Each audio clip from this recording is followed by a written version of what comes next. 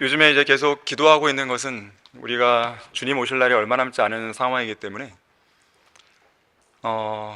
어떻게 하면 복음과 지식, 진리의 지식을 전면적으로 좀 확산시킬 수 있을까? 남은 이 시간들 동안 그것이 얼마나 우리에게 주어질지 모르겠지만은 어쨌든 돌아가는 세태를 보면은 주님께서 오실 날이 그렇게 먼 게 아니거든요. 그래서 여러 가지를 생각을 좀 하고 있습니다. 그래서 그 중에 하나가 이제 우리가 지금 그 인터넷 생방송을 좀 내보내고 있지 않습니까? 그래서 BBTV라는 그 이름으로 우리가 좀 하고 있는데, 예전에 이소호 목사님께서 라디오 방송, 단파 방송 그걸 한번 이제 구상하셨던 적이 있었습니다. 근데 이제 여러 가지 이제 뭐 다른 이제 부분 때문에 하지를 못했었는데, 사실 뭐 지금은 이제 라디오 방송보다는 인터넷 방송을 사람들 많이 보게 되는데, 이 BBTV를 지금 우리가 동영상을 찍었던 것을 이제 편집해서 올리는 정도로만 하고 있는데, 그것을 24시간 방송을 해서 찬양도 넣고, 또 우리는 얼마나 많은 강의들이 많잖아요. 엄청 많잖아요. 또 지역계 목사들의 설교들도 많이 있고요. 그런 것만 우리가 잘 활용을 해도 하루 24시간 돌아가는 프로그램들을 구성할 수 있겠더라고요. 또 거기에서 이제 복음을 간략간략하게 전하게 되면 효과가 있지 않을까라는 생각을 좀 해보고 있습니다. 그래서 하반기에 좀 더 기도하고 숙고해 보면서요, 그 부분들을 좀 만들려고 생각을 해보고 있습니다. 여러분도 혹시 기회가 되실 때 같이 기도를 해주시면 좋겠습니다. 오늘 오전에 함께 보실 말씀은 아모스 8장 11절에서 14절까지를 보겠습니다. 아모스 8장 11절에서 14절까지를 보겠습니다.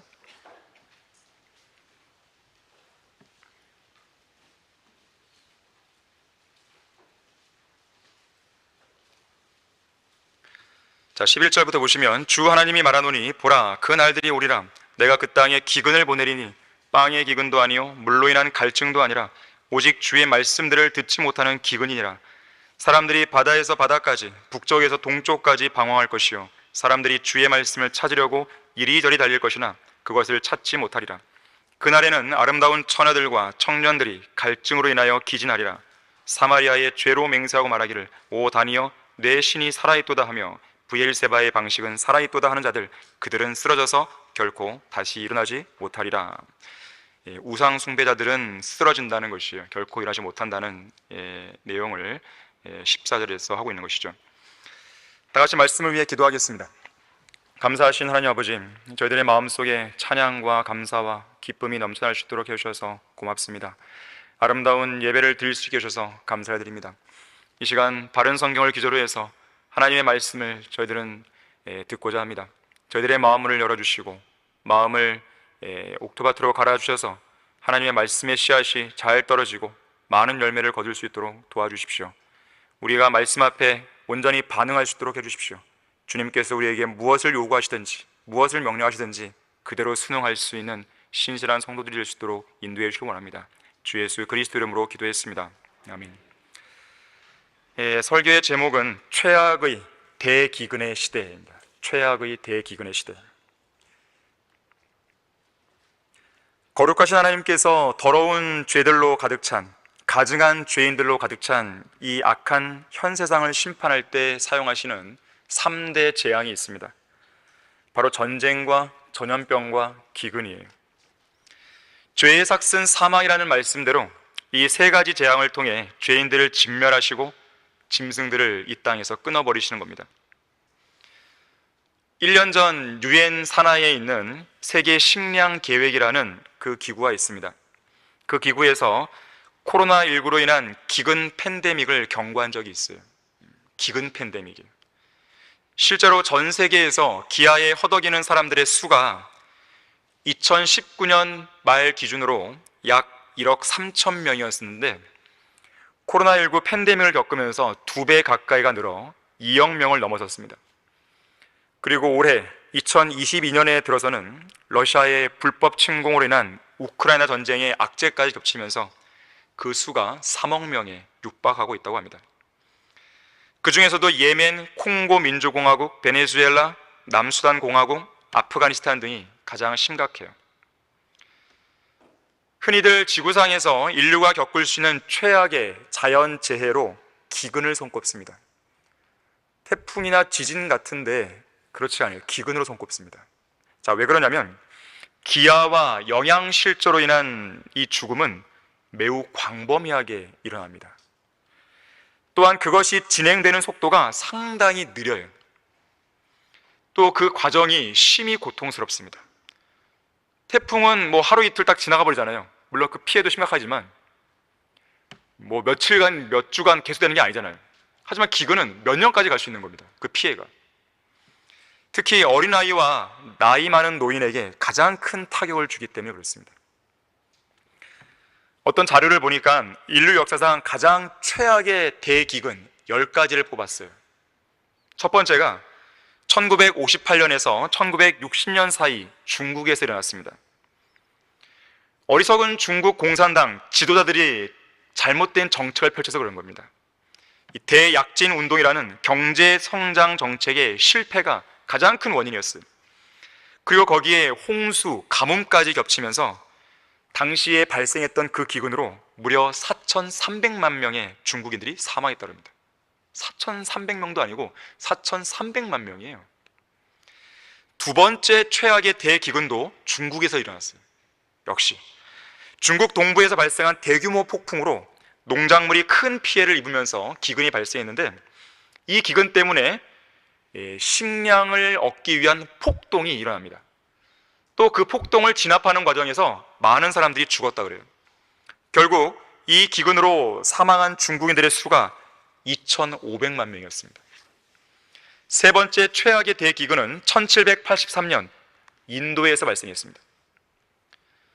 당시에는 예년과 다르게 비정상적으로 비가 안 내린 거예요. 너무 적게 내렸어요. 방대한 양의 농작물이 말라 죽었습니다. 상당수의 가축들도 식량과 식수의 부족으로 폐사되었어요. 결국 이 기근으로 1,100만 명의 인도인들이 사망했습니다. 네 번째 최악의 대기근은 1932년과 33년 사이에 지금은 러시아지만 구소련에서 일어났어요. 이 기근으로 1,000만 명의 소련인들이 죽었다 그래요. 근데 이 기근이 있었다는 것은 1990년대 구소련이 붕괴될 때까지만 해도 공개되지 않았었어요. 철저하게 가린 거죠. 이 끔찍한 기근은 누구 때문에 일어나는 것인가? 스탈린 때문에 일어났어요. 스탈린 때문에. 이 공산주의 독재자, 이 스탈린의 어리석은 집단화 정책 때문에 발생했습니다. 그는 이 정책을 추진하면서 농민들의 토지를 강제로 빼앗았습니다. 그리고 농민들 중에서 개인적으로 농작물을 숨기고 있는 사실이 발견되면 수색대를 보내서 그 농작물을 빼앗는 게 아니라 아예 농작물을 없애버립니다. 바보 같은 짓이죠. 근데 그 농작물 대부분은 이제 곧 심어야 할 씨앗들이었다 그래요. 씨앗들. 씨앗을 없애버린 겁니다. 수확할 게 이제 없는 거죠. 대규모의 기아가 발생한 거예요. 1,000만 명의 사람들이 죽은 거예요. 다섯 번째 최악의 대기근은 1770년에 일어났는데, 인도 서부와 이 방글라데시 일대를 아우르는 이 벵골이라는 지역에서 일어납니다. 당시 이곳을 식민지로 삼은 영국의 동인도 회사가 이 지역의 심각한 가뭄과 작물이 부족한 것에 대한 이 보고가 올라오거든요. 이 보고를 무시해버려요. 그리고 이 지역에 대한 세금을 계속 인상합니다. 세금 인상. 그리고 값이 저렴한 쌀보다 수익성이 높은 아편을 재배하도록 만듭니다. 아편 아시죠? 쌀의 그 재배를 막은 거예요. 결국 먹을 수 있는 쌀이 부족해졌죠. 기근이 발생했습니다. 이 기근으로 1,000만 명의 벵골인들이 죽었고, 당시에 1,000만 명의 벵골인인 그러면 3분의 1에 해당하는 숫자예요. 당시 벵골인 인구의 3분의 1이 죽은 거예요. 이 무식한 지도자들 때문에 이렇게 발생하는 겁니다. 여섯 번째 최악의 대기근 죄송합니다. 대기근 역시나 벵골에서 나왔어요. 똑같아요. 이 기근으로 700만 명이 죽었습니다. 이때가 1942년에서 1943년이었습니다. 이때는 이 제2차 세계대전의 악재도 있었고, 또 태풍도 왔고, 세 차례의 바다 해일도 있었고, 홍수도 일어났습니다. 엎친 데 덮친 격이에요. 그뿐만 아니라 원인 모를 곰팡이가 모든 벼 작물의 90%를 파괴했다 그래요. 그뿐만 아니라 당대의 이 버마, 미얀마죠. 이 버마에서 일본인들의 잔혹한 박해를 피해서 벵골로 유입된 수백만 명의 난민들이 있었다 그래요. 이 모든 악재들이 다 겹쳐가서 700만 명의 사람들이 숨을 거둔 것이죠. 자, 그 외에도요, 1917년에서 1921년 사이에 또다시 러시아에서 제1차 세계대전과 공산주의 혁명 그리고 내전으로 인해 발생한 기근 때문에 500만 명이 사망했습니다. 그리고 1994년에서 1998년 사이 북한에서 어리석고 무지한 김정일 아시죠? 김정일의 광결인 정책과 집중호우로 인해 발생한 기근 때문에 300만 명의 북한 주민들이 죽었습니다. 당시에 어린이 사망률이요 1000명당 93명이나 됐어요. 임산부 사망률은 산모 1000명당 41명으로 증가했다고 해요. 또한 1917년에서 1919년 사이 이번에는 페르시아에서 제1차 세계대전이 불러온 가뭄과 전염병으로 인한 기근 때문에 200만 명의 페르시아인들이 죽었습니다. 마지막 10번째로 1845년에서 1853년 사이 아일랜드에서는 감자에 생긴 치명적인 질병으로 기근이 발생했어요. 150만 명의 사람들이 죽었고 200만 명이 넘는 사람들이 아일랜드를 떠나서 미국으로 피난을 갔습니다. 이 감자에 생긴 질병인데 당시 아일랜드 인구의 33%가 감자에 의존해서 생계를 유지했기 때문에 이 감자 질병은 매우 치명적이었습니다. 더욱이 당시 아일랜드로 보내는 다른 국가들의 식량 원조를 영국 선박이 막아버렸어요. 그래서 더 많은 사람들이 죽었습니다. 자, 지금까지 언급한 이 10가지 기근들은 유사 이래 인류가 경험한 최악의 대기근이었습니다. 그런데 이상 언급한 이 10개의 지역들을 보면 다 어떤 나라든지 보십시오. 중국, 러시아, 북한 같은 공산주의 국가예요. 인도, 방글라데시, 페르시아 같은 힌두교나 모슬렘 국가들입니다. 아일랜드는 어때요? 카톨릭 국가죠. 이런 재앙은 우연히 일어나는 게 아닙니다. 서두에도 언급했듯이 기근은 하나님께서 죄인들을 심판하시기 위해 보내시는 대재앙이에요. 뉴스나 신문을 주의 깊게 살펴보면 지진이 자주 일어나는 국가가 있습니다. 산불이 자주 일어나는 지역들이 있어요. 미국 캘리포니아주는 산불로 늘 시름을 앓죠. 전염병, 가뭄, 홍수, 기근, 태풍 등의 자연재해로 피해가 자주 일어나는 국가나 지역들이 있는 것입니다. 우연히 일어나는 게 아닙니다. 이유가 있습니다. 하나님께서 인간의 죄에 대해 분노하시는 거예요. 그래서 인간은 하나님을 두려워해야 됩니다.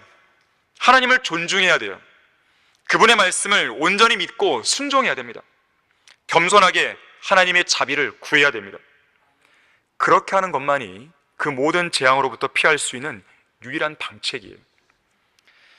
자, 한편 오늘 설교 본문은 이런 물리적인 기근과는 차원이 다르지만 그 피해는 물리적인 기근보다 훨씬 더 심각한 역대 최악의 대기근을 언급합니다. 영적 대기근, 주의 말씀들을 듣지 못하는 대기근인 것이죠. 이건 역시나 하나님께서 보내신 대재앙입니다. 내가 그 땅에 기근을 보내리니 그랬어요. 자, 첫 번째로 구약시대에 하나님께서는 율법을 버리고 죄를 지은 이스라엘 백성에게 기근을 보내셨어요. 그리고 그들을 심판하셨습니다. 성경에도 기근이 나오는데 13차례의 기근이 언급됩니다. 그 중에서 가장 첫 번째 기근이 창세기 12장 10절에서 아브라함이 카나안 땅에서 겪은 기근이었어요. 이 기근을 피해서 아브라함은 이집트로 내려가 버렸죠. 자, 첫 번째 기근이 아브라함과 관련하여 등장하고 있다는 것은 의미심장합니다. 왜 그렇습니까? 아브라함은 이스라엘의 조상 아닙니까? 하나님께서는 범죄한 이스라엘을 기근으로 심판하시지 않습니까? 특히 그 기근에 따른 심판은 야곱의 고난에 따라 불리는 대환란 기간의 절정에 달합니다. 그래서 성경에 나오는 마지막 13번째 기근이 바로 대환란 기간에 나오는 거예요. 우리 다 같이 요한계시록 6장 5절과 6절을 보겠습니다. 성경에는 13가지 기근이 나오는데 보통 성경에서 숫자 13 그러면 반역의 숫자죠. 반역 그러면 적그리스도가 반역자 아니겠습니까? 바로 대환란 기간, 적그리스도가 활동하는 그 기간, 반역의 사람이 활동하는 그 기간에 13번째 기근이 등장하는 거예요. 자, 요한계시록 6장 5절 6절 보시면 어린 양이 셋째 봉인을 여실 때 내가 들으니 셋째 짐승이 말하기를 와서 보라 하더라. 그리하여 내가 보니 보라 검은 말 한 마리가 있는데 그 위에 탄 자가 그의 손에 저울을 가졌더라. 자, 왜 저울을 가졌냐면 식량을 재는 거예요. 그때 네 짐승들의 한가운데서 한 음성을 들었는데 말하기를 밀 한 대가, 자, 저울로 재보는 것이죠. 밀 한 대가 한 데나리온이요 보리 석 대가 한 데나리온이라 하고 또 너는 기름과 포도주는 손상시키지 말라 하더라. 검은 말을 탄 자의 손에 들려있는 이 저울에 무게를 달아서 식량을 공급하는 것입니다. 장차 교회의 휴거 이후에 있을 환난 기간에 극심한 기근이 있을 것을 예고해주고 있습니다. 앞서 언급했던 10가지 최악의 대기근은 그야말로 이 대환란의 기근에 비하면 아무것도 아닌 거예요. 범죄한 이스라엘 백성들에게 임할 극심한 기근에 대해서 하나님께서는 이미 레위기 26장을 통해 경고하신 적이 있어요. 자, 이것을 한번 찾아보겠습니다. 레위기 26장 26절입니다. 하나님께서는 이미 범죄한 이스라엘 백성들에게 내가 너희들을 심판하기 위해 기근을 보낼 것이다 경고하셨어요. 그런데 백성들은 이 경고를 무시했단 말이죠. 자, 레위기 26장 26절 보시면 또 내가 너희의 식량봉을 끊을 때에, 식량봉을 끊는 거예요. 마지막 먹을 수 있는 그 식량을 끊어버립니다. 이게 끊어지면 사람은 죽는 거예요. 10여인이 한 화덕에서, 자, 10명의 여인이 한 화덕에서 빵을 구워요. 너희 빵을 구워서 다시 저울에 달아 너희 빵을 너희에게 주리니 너희가 먹어도 만족하지 않으리라. 아무리 먹어도 배가 안 불러요. 배가 만족하지 않습니다. 결국 최악의 상황까지 몰리는데 29절 보세요. 뭘 먹습니까? 자녀들의 살을 먹습니다. 너희가 너희 아들들의 살을 먹을 것이요 너희 딸들의 살을 먹을 것이라. 끔찍하죠. 얼마나 심각한 기근이면 이런 일들이 벌어질까요? 자, 그런데 이런 대기근이 실제적으로 열왕기하 6장에 엘리사의 때에 나타났습니다. 자, 우리 열왕기하 6장 24절 한번 보십시오. 6장 24절, 25절 보시면 당시에 어떤 일이 벌어지냐면 이 시리아의 베나닷 왕이 북왕국 이스라엘의 수도 사마리아를 포위했습니다. 자, 그런데 엎친 데 덮친 격으로 성읍 안에 큰 기근이 들었어요. 자, 열왕기하 6장 24절 보시면 이 일이 있은 후에 시리아의 베나닷 왕이 그의 모든 군대를 모아 올라와서 사마리아를 포위하니라. 그때 사마리아에는 큰 기근이 들었는데 보라, 그들이 성읍을 계속 포위하였으므로 나귀 머리 하나가 은 80개에 또 비둘기 똥 4분의 1 값이 은 5개에 팔렸더라. 물가가 올라간 거예요. 기근 때문에. 지금 경제적으로 많이 어렵지 않습니까? 우크라이나 전쟁뿐만 아니라 코로나 여러 가지로 이제 막 금리도 올라가고 물가가 올라가고 어려운 상황이죠. 근데 이 시대에는요 더 어려운 상황이에요. 나귀 머리 하나가요 은 80개에 팔립니다. 비둘기 똥 4분의 1 값이 은 5개에 팔려요. 비둘기 똥 어디에 썼을까요? 아마도 비료에 썼을 겁니다. 비료. 쉽게 말해서 비료 4분의 1 값, 대략 0.5리터예요. 1리터도 안 됩니다. 0.5리터. 이 0.5리터가 은 5개가 되어요. 은 5개에 팔렸습니다. 은 5개 그러면 좀 가늠이 잘 안 되죠. 출애굽기 21장 32절에 의하면 성인 노예의 몸값이 얼마인지 아십니까? 은 30개입니다. 한 사람의 몸값이 30개예요. 근데 나귀 머리 하나가 80개예요. 나귀 머리가. 비둘기똥 4분의 1 값이 은 5개나 팔려요. 한 사람 몸값 은 30개에 6분의 1 가격이나 주면서 조그마한 비둘기똥 이걸 얻는 거예요. 그 양을. 그 그뿐만 아니라 기근이 너무 극심하다 보니까 먹을 게 없어서 어떤 여인들은 자기 아들을 삶아 먹어요. 저기 이어지는 26절 보세요. 이스라엘 왕이 성벽 위로 지나갈 때 한 여인이 왕을 향해 부르짖어 말하기를 오 내 주 왕이여 도우소서 하자 왕이 말하기를 주께서 너를 돕지 않으신데 내가 어찌 너를 돕겠느냐? 타작 마당에 돕겠느냐? 포도즙 틀에서 돕겠느냐 하고 또 왕이 그녀에게 말하기를 너를 괴롭히는 것이 무엇이냐 하니 그녀가 대답하기를 이 여인이 내게 말하기를 내 아들을 내놓으라 오늘은 우리가 그를 먹고 내일은 내 아들을 먹으리라 하기에 우리가 내 아들을 삶아 먹고 다음 날 내가 그녀에게 말하기를 내 아들을 내놓으라 우리가 그를 먹으리라 하니 그녀가 자기 아들을 숨겼나이다 하더라. 왕이 그 여인의 말을 듣자 자기 옷을 찢었으며 그가 성벽 위를 지나갈 때 백성이 보니 보라 그가 그의 속살에 굵은 베옷을 입었더라. 비참한 상황이죠. 비참한 상황입니다. 이런 대기근 속에서 하나님께서 자비를 베풀지 않으시고 도와주지 않으시면 무기력한 인간은 그야말로 아무것도 할 수가 없어요. 태풍, 지진, 기근, 홍수 등의 그 모든 자연재해가 하나님과 무관하게 일어난다고 생각하는 것만큼 어리석은 생각도 없습니다. 바람을 인간이 통제할 수 있습니까? 물을 인간이 통제할 수 있습니까? 불을 인간이 통제할 수 있습니까? 태풍이 오거나 홍수가 나거나 산불이 나면 인간은 방법이 없어요. 태풍, 피해를 최소화하는 가운데 빨리 지나가기를 원하는 겁니다. 그것밖에 없어요. 산불 나면 어때요? 하늘에서 비가 왔으면 좋겠다 이러잖아요. 방법이 없습니다. 산에 불이 나면 그 확산되는 속도를 인간이 따라잡을 수가 없어요. 홍수가 나보세요. 물 폭탄이 떨어져 보여요. 방법이 없습니다.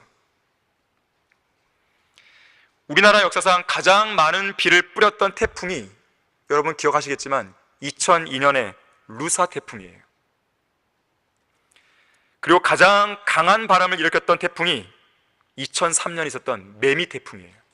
2002년, 2003년 연속으로 왔었습니다. 한 번은 비를 뿌렸고 한 번은 강한 바람을 일으켰어요. 그때 바람이 초속 55m 이상이에요. 이번에는 이걸 둘을 합치다 그래요. 루사와 매미를 합친 태풍입니다. 역대급이라고 그래요. 하나님께서 자비를 베풀지 않으면 어렵게 되어 있습니다. 우리가 왜 하나님을 두려워하고 왜 하나님을 신뢰하고 왜 하나님께 기도해야 됩니까? 인간이 할 수 있는 게 뭐가 많다고 생각하십니까? 그렇지 않습니다. 자, 한편 전무후무한 대환란 기간에 가게 되면 앞서 요한계시록 6장에서 읽었듯이 사람들은 그보다 더 극심한 상황에 직면합니다. 밀 한 대 값이, 보리 석대 값이 한 데나리온이에요. 한 데나리온 그러면 초림 당시의 기준으로 본다면 노동자들이 열심히 하루 동안 일해서 벌 수 있는 품삯이에요. 오늘날로 보자면 대략 10만 원 그럴까요? 아니면 12만 원, 13만 원 될까요? 다시 말하자면 하루 열심히 벌어서 4인 가족 겨우 한두 끼 먹을 수 있는 수준까지 물가가 올라가는 것이죠. 대환란 때도 역시 이스라엘 백성은 너무 배가 고파서 자녀들을 먹게 됩니다. 대환란의 내용을 다루고 있는 예레미야 애가 2장 20절에서는 이렇게 말씀합니다. 오 주여 보시고 주께서 이 일을 누구에게 행하셨는지 생각하셔서 지금 누구에게 이러한 기근과 기근으로 인한 이러한 재앙들을 행하셨는지 봐달라고 말씀하는 거예요. 그러면서 이렇게 말합니다. 여인들이 자신의 열매와 한 뼘 되는 자녀를 먹으리까? 그랬어요. 무시무시한 일이 벌어지는 겁니다. 성경에서 가장 무서운 장으로 알려진 신명기 28장에 보게 되면 이러한 대기근이 발생하면 평소에 그토록 유순하게 생긴 사람도 아주 착한 일만 하는 그런 사람도 이 극한의 상황에 직면하면 자녀들을 먹는 극단적인 일을 벌인다고 경고하고 있습니다. 신명기 28장에 나오는 내용이에요. 정상적인 사고를 못하는 거예요. 극심한 기근 앞에 서면 이성을 잃어버립니다. 이 빠삐용이라는 영화가 있어요. 이 빠삐용에서는 굶주린 죄수가 이제 곧 사형 집행을 앞두고 있는데 뭐 합니까? 너무 배가 고프니까 쥐를 잡아먹어요. 바퀴벌레를 잡아먹어요. 굶주린 개는 으르렁거리는 사자를 무서워하지 않는다는 말이 있어요. 개가 배가 고프면요, 사자가 안 무섭습니다. 눈에 뵈는 게 없는 거죠. 극심하게 배가 고파지면 체면이고 뭐가 없어지는 것입니다. 자, 그렇다면 왜 이스라엘은 이런 극심한 기근을 과거에 겪었고 또 앞으로 대환란 기간에 겪어야 되는 것인가? 이유는 한 가지예요. 하나님을 버렸기 때문에 그렇습니다. 그들에게 주신 율법을 버렸기 때문에 그래요.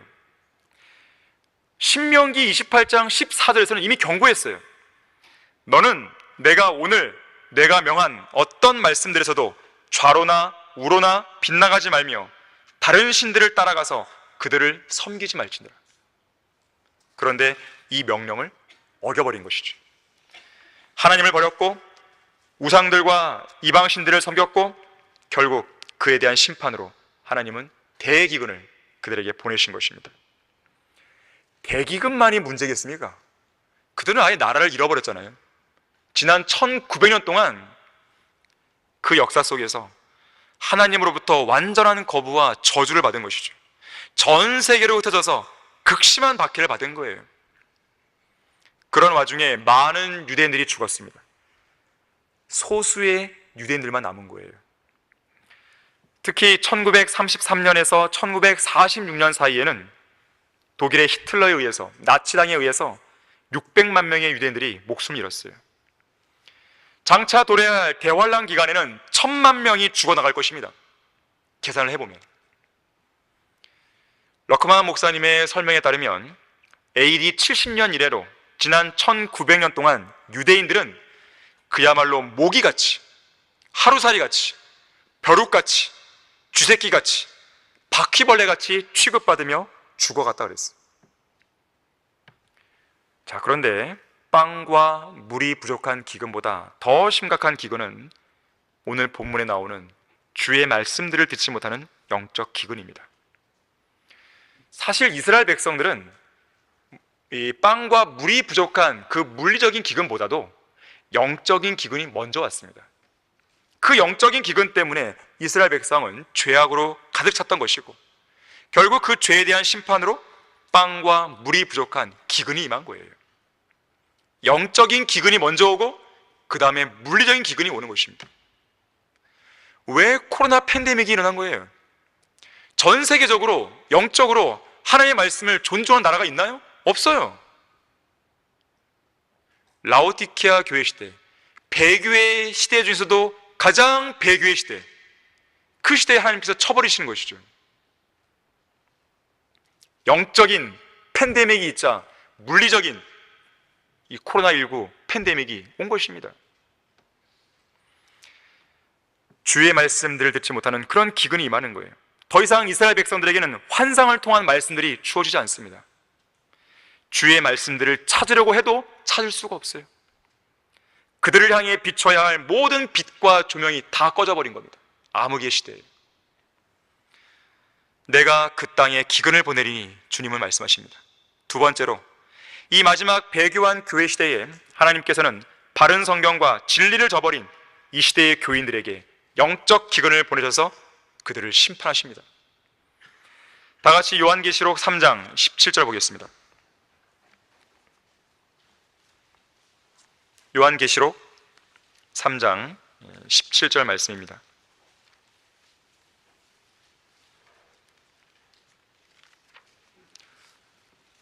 내가 말하기를 나는 부자며 부요하고 아무것도 부족한 것이 없다고 하지만 너는 비참하고 가련하며 가난하고 눈멀고 헐벗은 것을 알지 못하노라.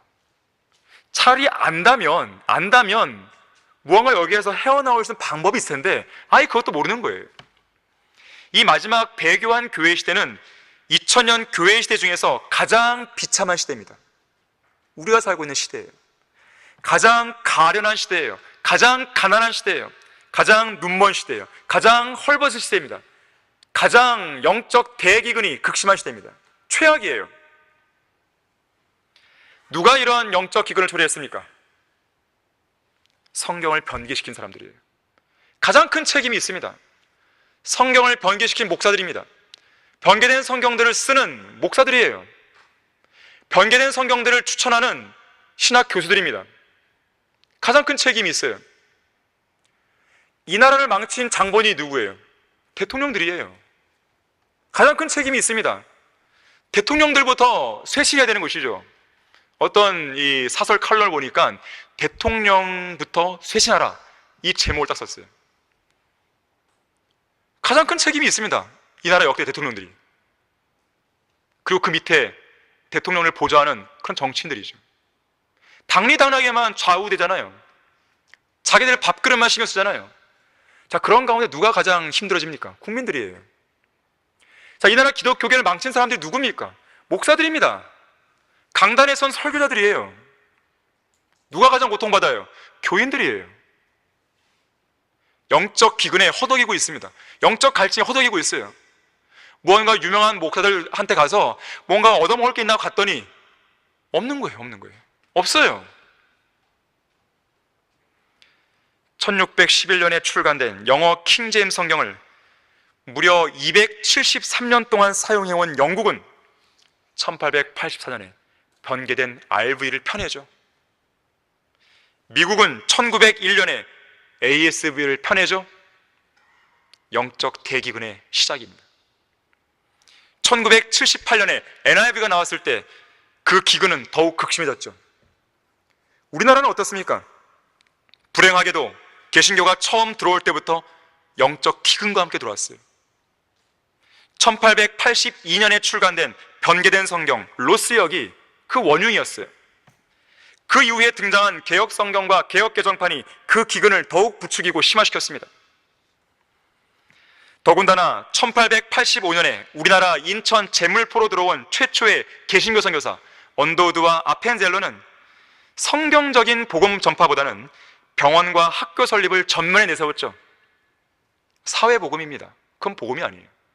다른 복음이에요. 그거는 저주받을 다른 복음인 것이죠. 결국 이것을 한국 사회에 정착시킴으로써 영적 기근을 부추겼어요. 그리고 곧바로 뒤이어 들어온 오순절 은사주의 운동이 평양과 원산을 중심으로 번지면서 영적 기근은 더욱 극대화되었습니다. 그뿐만 아닙니다. 오늘날에는 사람들을 미혹하는 각종 거짓말들이 배교한 교회들의 설교 강단을 통해 일파만파 퍼져나가고 있어요. 대표적인 거짓말들이 뭡니까? 대표적인 이단 교리들이 무엇이에요? 구원받은 것은 죽어봐야 알아. 교회는 대환란을 통과해 끝까지 견뎌야 돼. 원본을 제외한 어떤 성경도 무오한 최종 권에 될 수 없어. 사탄은 그리스도인들을 정복할 수 없어. 정말 그런가요? 성경은 문자적으로 해석하면 위험해. 비유적으로 해석해야 돼. 교회들이 힘을 합쳐서 지상에 왕국을 세워야 그때 예수님이 오시는 거야. 하나님은 구원받은 그리스도인들의 아버지일 뿐만 아니라 모든 인류의 아버지야. 그런 거짓말이 어디 있어요? 구원받은 죄인들의 아버지란 말이에요? 교황, 어거스틴, 테레사 수녀 등은 성경대로 믿는 그리스도인들이야. 예수님은 12월 25일에 태어났어. 우리는 크리스마스를 지켜야 돼. 부활절을 지켜야 돼. 주기도문, 사도신경을 하지 않는 교회는 이단이야. 교단에 속하지 않는 교회 이단이야. 건물이 크고 헌금 액수가 많고 교인 수가 많으면 많을수록 좋은 교회야. 그러한 교회로 가야 돼. 곽선희, 길자연, 김사만, 김장환, 김진홍, 소강석, 오정현, 윤석전, 조용기 등은 훌륭한 목사야. 훌륭한 기준이 뭐죠? 대형 교회면 훌륭한가요? 이런 이야기를 할 수 있는 교회는 우리밖에 없습니다. 다른 교회 못해요. 이들을 벤치마킹하죠. 창세 전에 하늘나라 갈 사람과 지옥 갈 사람이 정해져 있다. 끝까지 견뎌야 구원받는다. 구원은 받아서도 잃어버릴 수 있어. 믿음만으로는 안 돼. 합당한 행위가 필요해. 세례 또는 유아 세례를 받으면 구원받아. 방언은 성령 침례의 증거야. 평양 대부흥 운동은 성령 하나님의 역사야. 오순절 은사주의 운동은 성경적이야.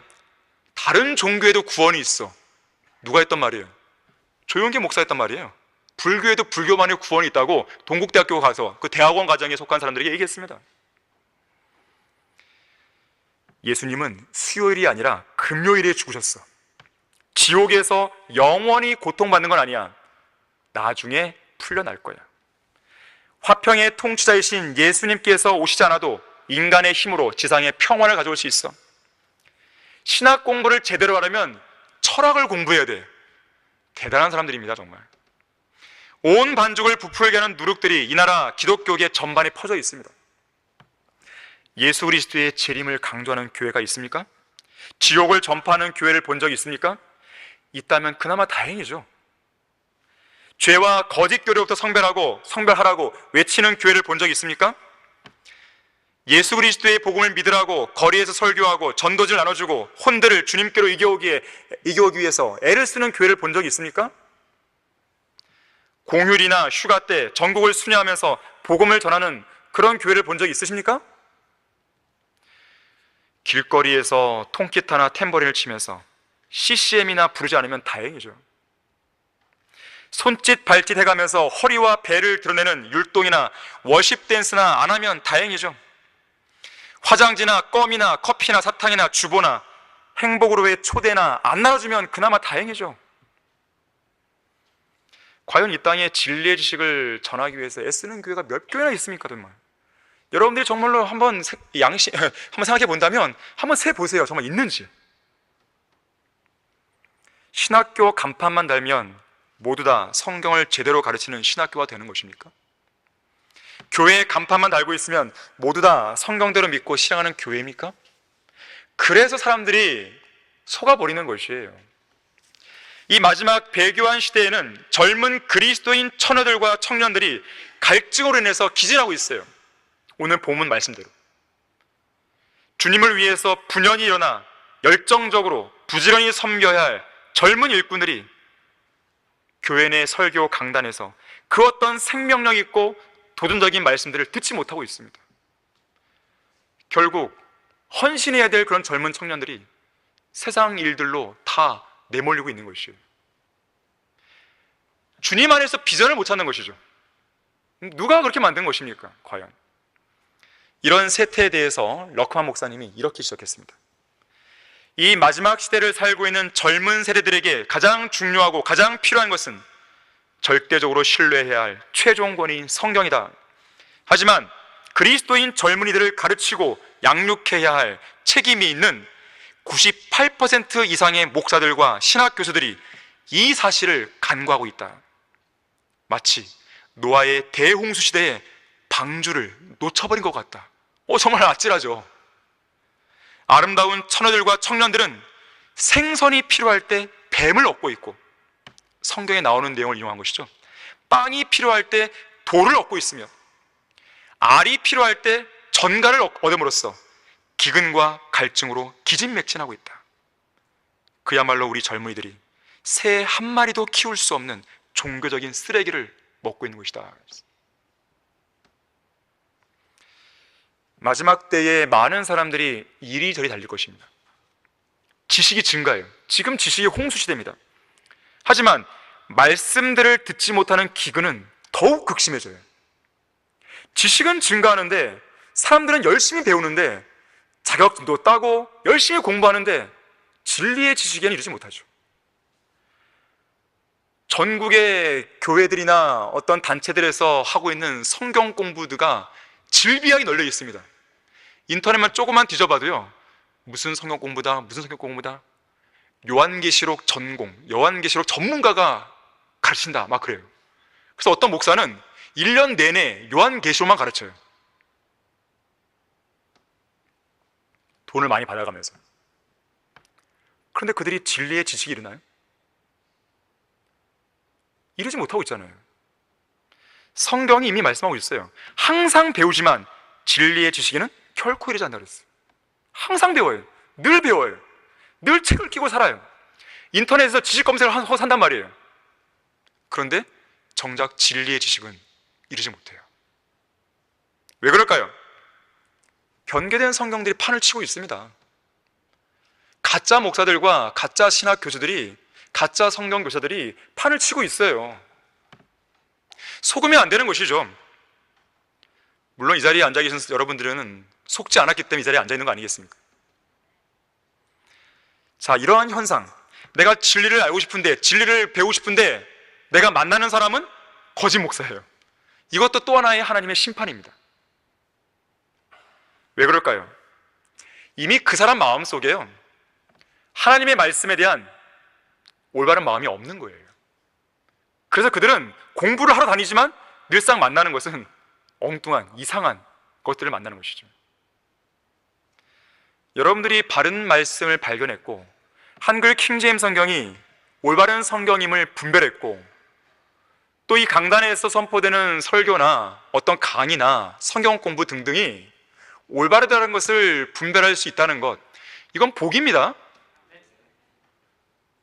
여러분이 그럼 어떤 하나님의 복을 이렇게 간과하시면 안 돼요. 이 땅에는요, 한글 킹제임스 성경이 있다는 것조차도 모르는 사람도 있고요, 접했어도요, 이게 옳다는 것을 깨닫지 못하는 사람들이 부지기수입니다. 저도요, 한글 킹제임스를 만나기 전에 두 번의 기회가 있었어요. 한 번은 대학교에서, 한 번은 이 어떤 모임에서 한글 킹제임스 성경을 접했었어요.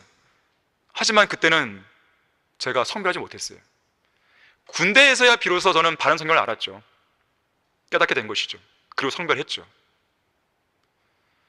이런 기회들이 그냥 주어지는 게 아니라는 걸 말씀드리는 것입니다.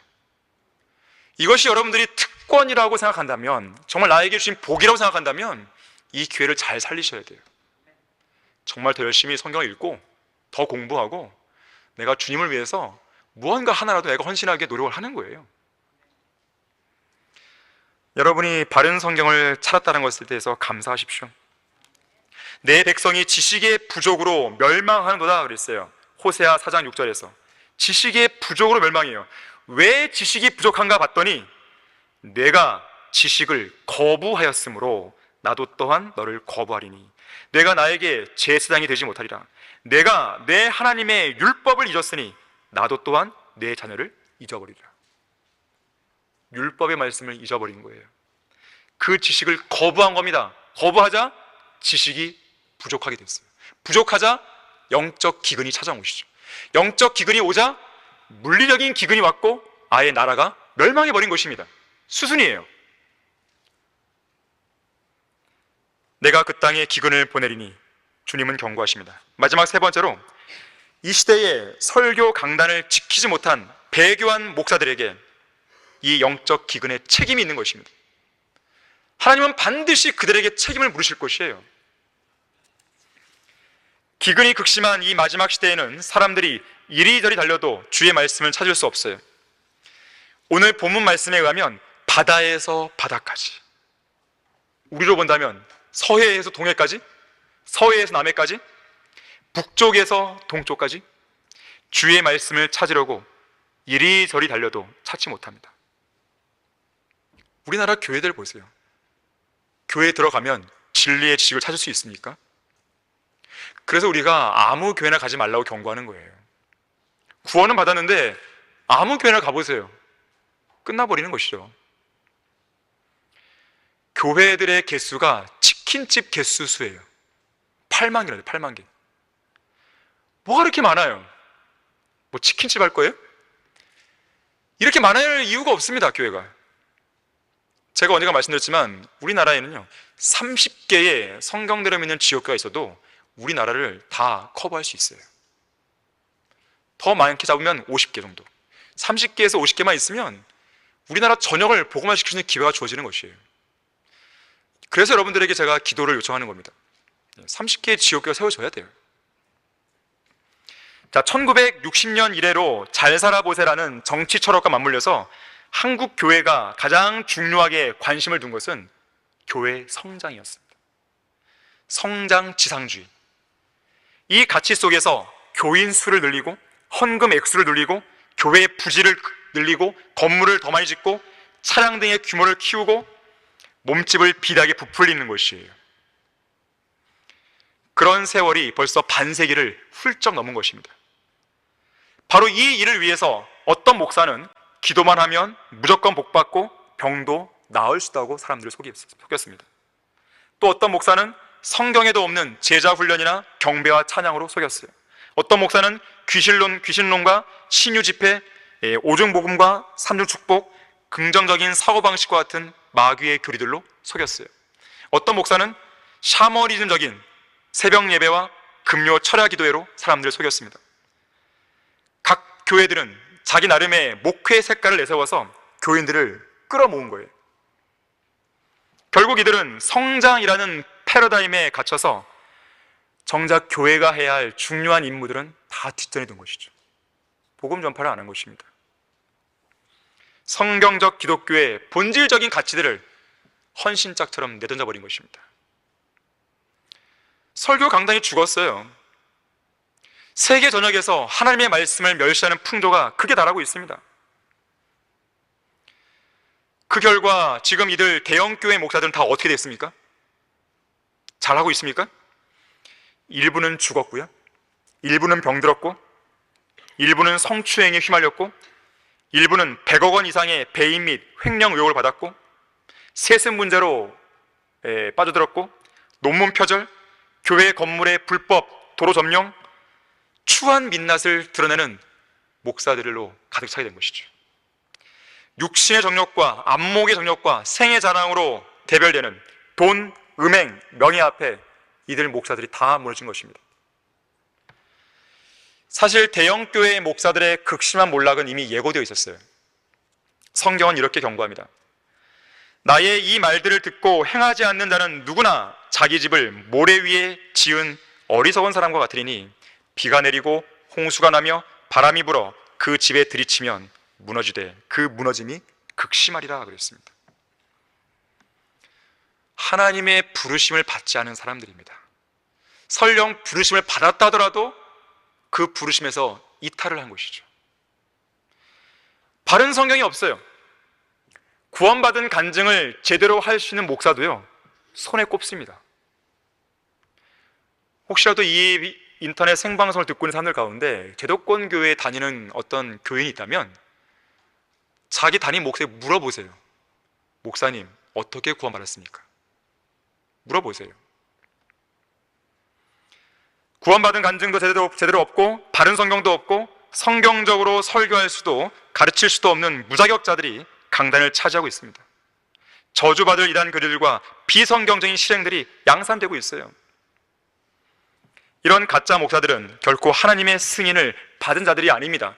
승인을 받았다면 그런 비행을 저지를 이유가 없죠. 사도 바울은 이렇게 말합니다. 우리의 권면은 기만이나, 기만 나왔어요, 부정이나 교활로 말미암지 않았고 오히려 하나님의 승인을 받아 복음을 위탁받은 대로 전하노니 이는 사람들을 기쁘게 하려 함이 아니며 우리의 마음을 시험하시는 하나님만을 기쁘시게 하려 함이니라. 너희도 아는 바와 같이 우리가 어느 때에도 아첨의 말이나 탐심의 구실로 하지 아니한 것을 하나님께서 증거하시느니라. 떳떳했어요. 하나님의 승인을 받은 바울의 사역에서 결코 찾아볼 수 없는 아까 5가지가 있어요. 기만, 부정, 교활, 아첨의 말, 탐심의 구실. 그런데 대형교회 목사들에게는요, 이런 5가지가 그대로 들어가 있어요. 기만이 뭐예요? 다른 사람을 속이는 것이죠. 양심이 화인을 맞았기 때문에 위선으로 거짓을 말합니다. 무슨 말입니까? 변개된 성경이잖아요. 거짓 교리잖아요. 가짜 설교죠. 성경이 잘못되는데 어떻게 올바른 설교가 나올 수 있겠습니까? 첫 단추를 잘못 꼈기 때문에 그들이 말하는 설교나 행동과 실행들은 다 어긋나게 돼 있어요. 자기는 양심대로 설교한다고 하죠. 근데 성경이 변개됐다 보니까 변개된 성경에 맞춘 설교를 하게 되면 이미 거짓말을 하고 있는 거예요. 그 자체가. 그걸 그 사람들은 모르는 겁니다. 가짜 설교, 가짜 은사, 가짜 능력 등 회중을 속이는 것입니다. 기만이죠. 자, 그런데 기만은 나쁜 의도로 정말로 거짓말로 하는 기만도 있지만 올바르고 성경적인 말을 하는데 그 마음의 동기가 잘못됐을 때는 역시 또 기만이에요. 그것도. 예를 들어서 하나님께 헌신하십시오 그랬단 말이에요. 예를 들면 뭐 물질을 바치십시오 그랬단 말이에요. 이 말이 틀린 말은 아니잖아요. 그런데 마음에 뭐가 있어요? 돈 생각이 있는 거예요. 그래서 헌금을 걷기 위한 설교를 한단 말이에요. 건축 헌금을 걷기 위한 작정 헌금을 위한 그런 설교를 한단 말이에요. 이 나라에서 교회 건축을 하는데 건축 헌금을 걷지 않은 교회는 이 교회밖에 없어요. 정말 그렇습니다. 실제로 여러분들에게 무슨 건축 헌금을 걷기 위해서, 이 작정 헌금을 걷기 위해서 쪽지에 막 써내라고 그러고, 뭐 헌신하라 그러고, 그런 걸 위해서 막 설교도 하고 막 그러나요? 안 했잖아요, 한 번도. 대단한 교회입니다. 하나님께서 인정하시는 교회예요. 왜 하나님께서 이 교회를 복을 안 주시겠습니까? 왜 사역을 진전시키지 않으시고 왜 열매를 안 주시겠어요? 여러분들이 증인들입니다. 자, 기만이 없어야 됩니다. 다시 말하자면 대형교회 목사들은 탐심의 구실로 그들은 어떤 설교를 하는 거예요. 대형교회 목사들의 욕망은 멈출 줄 모릅니다. 여러분, 한 번 권력의 맛을 갖거나 한 번 돈 맛을 알면요, 그 사람 이제 브레이크 고장난 그런 자동차처럼요 질주하는 것이에요. 돈을 위해 설교하게 됩니다. 결국에는 권력을 유지하기 위해 설교하게 됩니다. 그러면 어떻게 되는지 아십니까? 제대로 된 설교나 성도들의, 교인들의 그 양심을 찌는 설교가 아니라 교인들의 가려운 귀를 즐겁게 해줄 설교를 하는 거예요. 그래서 돈 많이 내는 그 집사 눈치 보는 거예요. 돈 많이 내는 장로의 눈치를 봅니다. 돈 많이 내는 어떤 그런 사람들의 눈치를 보는 거예요. 사업가의 눈치를 보는 거예요. 그래서 그 사람의 마음에 거슬리는 설교는 절대 안 합니다. 타락한 설교자는 타락한 교인들의 그런 타락상을 설교 못 합니다. 내가 타락했는데 어떻게 설교해요? 최소한의 양심이 있죠. 돈을 바라는 목사들은 그 머릿속에 돈밖에 없는 것입니다. 그래서 교인들을 볼 때 양무리로 보이는 것이 아니라 돈으로 보이는 것이에요. 상품으로 보이는 것입니다. 짜는 족족 우유가 나오는 젖소들로 보는 것이에요. 그냥 그것이 과거의 로마 카톨릭의 모습이었습니다. 면죄부를 팔잖아요. 면죄부를. 여러분, 아까 제가 말씀드린 뭐 새벽 예배나 이 금요 철야 기도라든지 또 은사주의들이 자주 하는 그런 거라든지 이런 것들이 하나의 상품이에요. 따지고 보면 어떤 상품이에요? 교인들을 끌어모으기 위한 것입니다. 새벽 기도, 그러면 어디가 유명합니까? 명성교회 아니에요. 특별 제도기도, 특별 새벽 기도. 사람들 끌어모으는 겁니다. 예배도 보세요. 1부 예배, 2부 예배, 3부 예배, 4부 예배, 6부 예배까지 있어요. 왜 그런지 아십니까? 현대인들의 바쁜 현대 교인들의 그런 생활에 맞추기 위한 거예요. 아, 나는 오늘 아침에 산악회 가야 돼. 그래서 아침에 교회를 못 나오는 거예요. 예배를 못 드려요. 아, 그래? 오후 예배에 마련되어 있으니까 오세요. 저는 오후에 오늘 결혼식 가야 되는데요. 아, 그러면 새벽 예배가 있습니다. 1부 예배 오세요. 현대 교인들이 딱 맞는, 편의에 맞는 예배 순서를 마련해 놓은 곳입니다. 결국 뭡니까? 그 교인들의 이탈을 방지하기 위한 거예요.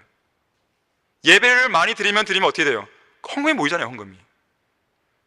대형 교회들은 돈을 어디에 쓸지 몰라서 주체할 수 없이 막 돈의 홍수에 막 파묻혀 있습니다. 그러니까 쓸데없는 일에 돈을 쓰는 거예요. 하나님의 사역이 아닌데. 모래 위에 높이 쌓인 아성이 무너질 때 그 무너짐은 한순간이고 매우 극심합니다. 아무리 세상 사람들로부터 높이 추앙받는 위치에 있다 하더라도 가장 낮은 지옥까지 떨어진다는 것을 기억해야 돼요. 결론을 맺겠습니다. 이런 교회들로는 희망이 없습니다. 유일한 희망은 바른 성경을 근거로 해서 바른 진리의 지식과 복음을 전파하는 그 교회들만이 희망이에요. 우리와 교제는 하지 않지만 우리 성경을 쓰고 있고 또 복음과 진리의 지식을 공부하고 있고 그렇게 전파하려고 애쓰는 소수의 교회들이 있다는 거 저는 압니다. 그런 교회들이 더 늘어나야 돼요. 그런 교회가 장로교회라면 굳이 우리처럼 침례교 될 필요 없습니다. 바른 성경을 쓰는 장로교 하세요. 그냥 어떤 감리교가 있습니까? 굳이 침례교 될 필요 없습니다. 바른 성경을 쓰고 복음을 전파하는 그냥 감리교 하세요.